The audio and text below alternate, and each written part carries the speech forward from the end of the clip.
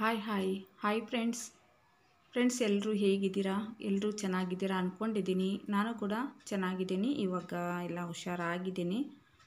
Friends, ಇದು ಬಂದು ನನ್ನ ಹಳೆ ವಿಡಿಯೋ ಅಂತಲೇ ಹೇಳ್ಬೋದು. ತುಂಬ ಹಳೆ ವಿಡಿಯೋ ಇದ್ದಾವೆ, ಎಡಿಟಿಂಗೇ ಮಾಡಿರಲಿಲ್ಲ.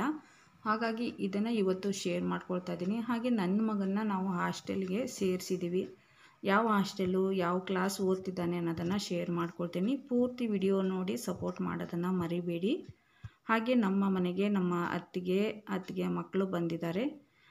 ನಾನು ಹಳೆ ವಿಡಿಯೋ ಎಲ್ಲ ನೋಡಿದ್ದೀರಾ. ಜಾಸ್ತಿ ನಾನೇ ಊರಿಗೆ ಹೋಗೋದು ತವ್ರ ಮನೆಗೆ. ಅವರು ಬಂದೇ ಇರಲಿಲ್ಲ. ಹಾಗಾಗಿ ಇನ್ನೇನು ಸ್ಕೂಲ್ ಸ್ಟಾರ್ಟ್ ಆಗುತ್ತೆ ಇನ್ನು ಮಂಡೆಯಿಂದ. ಇವರು ಸಾಟರ್ಡೆ ಬಂದಿದ್ದಾರೆ. ಸಾಟರ್ಡೆ ಬಂದಿದ್ದರು. ಇದು ಸಂಡೇ ಬ್ಲಾಗ್ ಅಂತಲೇ ಹೇಳ್ಬೋದು. ಸಂಡೇ ನಮ್ಮ ಮನೆಯವರು ಮಟನ್ ತಂದಿದ್ದರು. ಬೆಳಗ್ಗೆನೇ ಹೋಗಿ ಫ್ರೆಶ್ ಆಗಿರುವಂಥ ಮಟನ್ ತಂದಿದ್ದಾರೆ. ಬೆಳಗ್ಗೆನೇ ಬಿರಿಯಾನಿ ಮಾಡೋಣ ಅಂತ ಟಿಫನ್ ಏನು ಮಾಡಿರಲಿಲ್ಲ.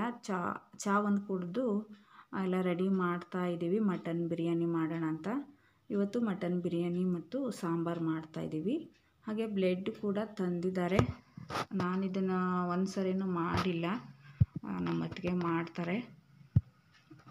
ಅದು ಬ್ಲೆಡ್ ಫ್ರೈ ಏನೋ ಮಾಡೋಣ ಅಂದಿದ್ದಾರೆ, ನೋಡಬೇಕು. ನಮ್ಮ ಅತ್ತಿಗೆ ಎಲ್ಲ ಅಂದರೆ ಕಟ್ ಮಾಡಿಕೊಡ್ತಾ ಇದ್ದಾರೆ. ನಾನು ಹುರಿದು ಖಾರನ ರುಬ್ಕೊಳ್ತೀನಿ. ನಮ್ಮತ್ತಿಗೆ ಇವರು ಒಂದು ವರ್ಷಕ್ಕೆ 1-2 ಸರಿ ಬರ್ತಾರೆ ಅಷ್ಟೇ. ಅಂದರೆ ಅವರು ಸ್ಕೂಲ್ಗೆ ಹೋಗ್ತಿರ್ತಾರೆ. ಮಕ್ಕಳು ಸ್ಕೂಲ್ಗೆ ಹೊಂಟ್ರೆ ಎಲ್ಲಿಗೂ ಹೋಗೋಕ್ಕಾಗಲ್ಲ. ಬಟ್ ರಜದಲ್ಲೂ ಕೂಡ ಅವರು ಬರೋದಿಲ್ಲ ಜಾಸ್ತಿ, ಮನೇಲಿ ಕೆಲಸ ಅದು ಇದು ಅಂತ. ನಾವೇ ಜಾಸ್ತಿ ಹೋಗ್ತಿರ್ತೀವಲ್ವ. ಹಾಗಾಗಿ ಮಕ್ಕಳು ಹೋಗೋಣ ಅಂದಕ್ಕೆ ಕರ್ಕೊಂಡು ಬಂದಿದ್ದಾರೆ ಅಷ್ಟೇ ಅವರು. ಇವಾಗ ಮಟನ್ ಬಿರಿಯಾನಿ ಮಾಡೋದಕ್ಕೆ ಇದು ಮಸಾಲಾನ ರುಬ್ಕೊಂಡಿದ್ದೀನಿ.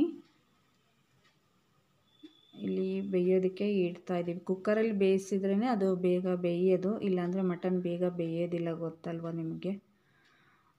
ಒಂದು ಸರಿ ಕುಕ್ಕರಲ್ಲಿ ಒಂದು 3-4 ವಿಸಲನ್ನು ಕೂಗಿಸ್ಕೋಬೇಕು. ಒಂದೊಂದು ಬೇಯೋದೇ ಇಲ್ಲ, ಒಂದು 5-6 ವಿಸಲನ್ನು ಕೂಗಿಸ್ಬೇಕಾಗುತ್ತೆ.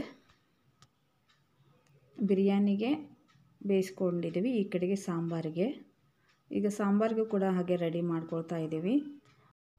ಫ್ರೆಂಡ್ಸ್, ವಿಡಿಯೋ ಮಾಡ್ಕೊಂಡಿರೋದೆಲ್ಲ ಫುಲ್ ಮ್ಯೂಟ್ ಮಾಡಬೇಕು, ಯಾಕಂದರೆ ಮಕ್ಕಳು TV ನೋಡ್ತಿದ್ದಾರೆ. ಹಾಗಾಗಿ ನಾನು ವಾಯ್ಸ್ ಓವರ್ ಕೊಡೋದು. ಹಾಗಾಗಿ ಎಲ್ಲ ವಿಡಿಯೋಗಳು ಲೇಟಾಗಿ ಬರ್ತಾ ಇರ್ತವೆ.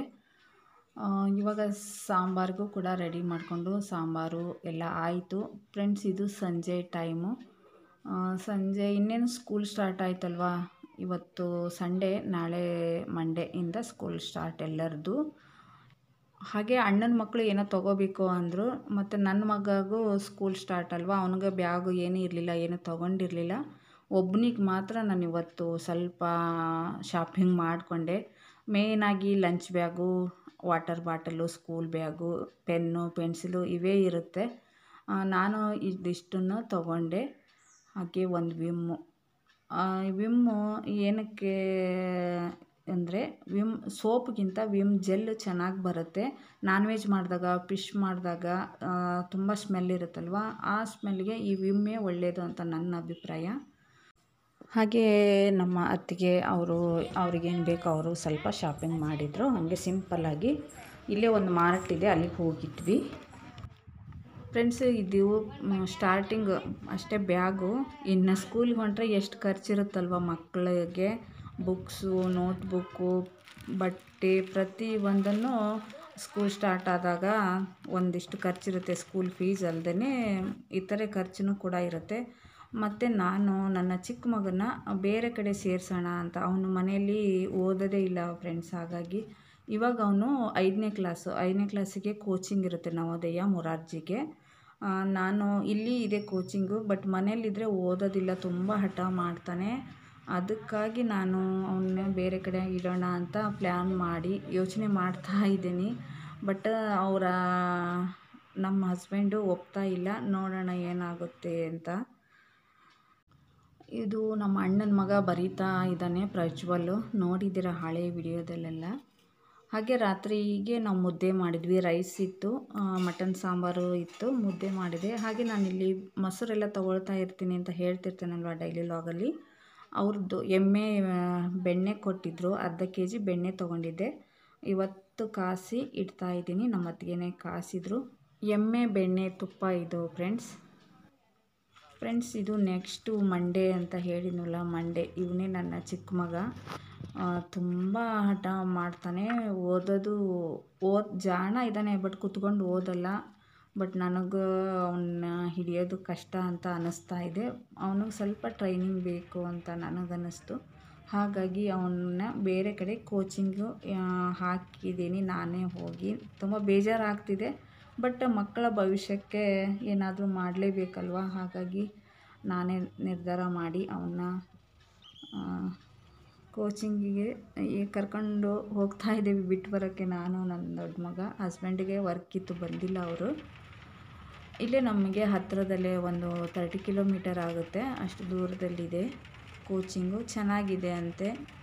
ನೋಡೋಣ, ಒಂದೇ ಹತ್ತಿರ ಇದ್ದರೆ ಅವರು ಓದೋದ್ರ ಕಡೆ ಗಮನ ಕೊಡ್ತಾರೆ ಅನ್ನೋದು ನನ್ನ ಅಭಿಪ್ರಾಯ. ಹಾಗಾಗಿ ಇಲ್ಲಿ ಮನೇಲಿದ್ದರೆ ಮಕ್ಕಳ ಜೊತೆ ಆಟ ಆಡೋದು, ಮತ್ತು ನಾನು ಹೋಗಿ ಕರ್ಕೊಂಡು ಬರಬೇಕು. ಅವನು ಟ್ಯೂಷನಿಗೆ ಕಳಿಸೋದಕ್ಕೆ ಆಗಲಿ ಅದಕ್ಕೆ ಆಗಲಿ ಸ್ವಲ್ಪ ಅವನು ಉಡಾಳ ಅಂತಾರಲ್ಲ ಹಂಗಿದ್ದಾನೆ. ಹಾಗಾಗಿ ಸ್ವಲ್ಪ ಕಷ್ಟ ಆಗುತ್ತೆ ಕೋಚಿಂಗಿಗೆ ಕಳಿಸೋದಂದರೆ.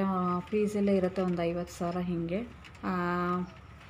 ಅವರ ಭವಿಷ್ಯ ಚೆನ್ನಾಗಿರಬೇಕಲ್ವ. ಹಾಗಾಗಿ ಅವನು ಅಷ್ಟೇ ಇಷ್ಟಪಟ್ಟೆ ಹೋಗ್ತಾ ಇರೋದು. ಅವನು ಏನು ಒಲ್ಲೆ ಅಂತ ಹೇಳಿಲ್ಲ. ಹೋಗ್ತೀನಿ, ನನ್ನ ಬೇರೆ ಕಡೆಗೆ ಇಡ್ರಿ, ನಾನು ಹೋಗ್ತೀನಿ ಅಂತಾನೆ ಅವನು ಹೇಳ್ತಾ ಇದ್ದ. ಹಾಗಾಗಿ ನಾವು ಹೋಗಿ ನೋಡ್ಕೊಂಡು ಬಂದರೂ ಆಯಿತು ಅಂತ ನಾನು ಇವತ್ತು ಬಿಟ್ಟು ಬರೋಕ್ಕೆ ಹೋಗ್ತಾ ಇದ್ದೀನಿ ಫ್ರೆಂಡ್ಸ್. ಅವನು ಇಷ್ಟಪಟ್ಟೆ ಹೋಗ್ತಿದ್ದಾನೆ, ಬಟ್ ನಮಗೆ ಬೇಜಾರಾಗ್ತಿದೆ. ಫಸ್ಟ್ ಟೈಮು, ಅದರ ಬೇರೆ ಚಿಕ್ಕವನಲ್ವ. ಹಾಗಾಗಿ ಕಷ್ಟ ಆದರೂ ಪರವಾಗಿಲ್ಲ, ಏನೋ ಒಂದು ಅವ್ರ ಭವಿಷ್ಯ ಒಂದು ರೂಪಿಸ್ಕೊಳ್ಳಿ ಅನ್ನೋದೇ ನಮ್ಮ ಆಸೆ ಇರುತ್ತೆ. ಫ್ರೆಂಡ್ಸು, ಮಗನ್ನ ಬಿಟ್ಟು ಬಂದು 1 ವಾರ ಆಯಿತು. ನೆಕ್ಸ್ಟ್ ಸಂಡೇ ನಮ್ಮ ಮನೆ ದೇವ್ರಿಗೆ ಹೋಗಿದ್ವಿ ಅಂತ ನಾನು ಲಾಸ್ಟ್ ವಿಡಿಯೋ ಹಾಕಿದ್ದೆ. ಹಸ್ಬೆಂಡು ನಾನು ನನ್ನ ದೊಡ್ಡ ಮಗ ಮನೆ ದೇವ್ರಿಗೆ ಹೋಗಿ, ಮತ್ತು ಅದೇ ಚಿಕ್ಕ ಮಗಂದು ಬರ್ಡೇ ಇತ್ತು ಸ್ಯಾಟರ್ಡೇ. ಹೋಗಿ 1 ವಾರಕ್ಕೆ ಇತ್ತು. ಹಾಗಾಗಿ ಸಂಡೇನೇ ಕೇಕ್ ತೊಗೊಂಡು ಹೋಗಿ ಅಲ್ಲಿ ಹೊರಗಡೆನೇ ಕೇಕ್ ಕಟ್ ಮಾಡಿಸಿದ್ವಿ.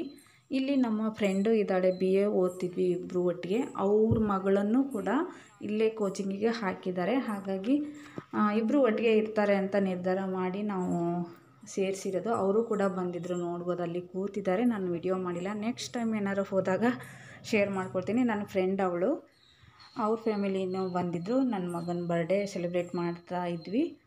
ಹಾಗೆ ಅಲ್ಲೇ ಕೋಚಿಂಗ್ ಸೆಂಟ್ರ್ ಹತ್ರನೇ ನಮ್ಮ ಮನೆ ದೇವರು ಅಂತ ಹೇಳಿದ್ನಲ್ಲ ಲಾಸ್ಟ್ ಟೈಮು, ಅಲ್ಲೇ ನಮ್ಮ ಮಾಲ್ತೇಶ ಪ್ರಸನ್ನ ದೇವಸ್ಥಾನ ಕೂಡ ಇದೆ. ಅವನಿಗೆ ಹೊಸ ಬಟ್ಟೆನೇ ಕೊಡಿಸಿದ್ದೆ ನಾನು. ಬಿಟ್ಟು ಬಂದೆವಲ್ಲ ಫಸ್ಟ್ ಡೇನೇ ಕೊಡಿಸಿದ್ದೆ. ನೆಕ್ಸ್ಟ್ ವೀಕು ಬರ್ಡೇ ಇದೆ. ಸ್ನಾನ ಮಾಡಿ ಬಟ್ಟೆ ಹಾಕ್ಕೊಂಡು ದೇವಸ್ಥಾನಕ್ಕೆ ಹೋಗು ಅಂತ ಹೇಳಿ ಬಿಟ್ಟು ಬಂದಿದ್ದೆ. ಅವತ್ತು ಹಾಕ್ಕೊಂಡಿದ್ದ. ಇದು ಸಂಡೇ ನಾರ್ಮಲ್ಲಾಗಿ ಇದ್ದ, ಹಾಗೆ ಕಟ್ ಮಾಡಿಸಿದ್ವಿ. ಅಲ್ಲೇ ಕೂಡ ನಮ್ಮ ಮನೆ ದೇವರು ಮಾಲ್ತೇಶ ಪ್ರಸನ್ನ ದೇವಸ್ಥಾನ ಕೂಡ ಅಲ್ಲೇ ಇದೆ. ಒಟ್ಟಲ್ಲಿ ಕೋಚಿಂಗ್ ಹಾಕಿದ್ದೀವಿ. ದೇವರ ಒಂದು ಅನುಗ್ರಹ ಇದ್ದರೆ ಒಳ್ಳೆಯದಾಗುತ್ತೆ. ಒಳ್ಳೆಯದಾಗಲಿ ಅಂತ ಎಲ್ಲರೂ ಬ್ಲೆಸ್ ಮಾಡಿ. ಓಕೆ ಫ್ರೆಂಡ್ಸು, ಈ ವಿಡಿಯೋ ಇಲ್ಲಿಗೆ ಎಂಡ್ ಮಾಡ್ತಾಯಿದ್ದೀನಿ. ಮತ್ತು ನೆಕ್ಸ್ಟ್ ವಿಡಿಯೋದಲ್ಲಿ ಸಿಗೋಣ. Thank you for watching.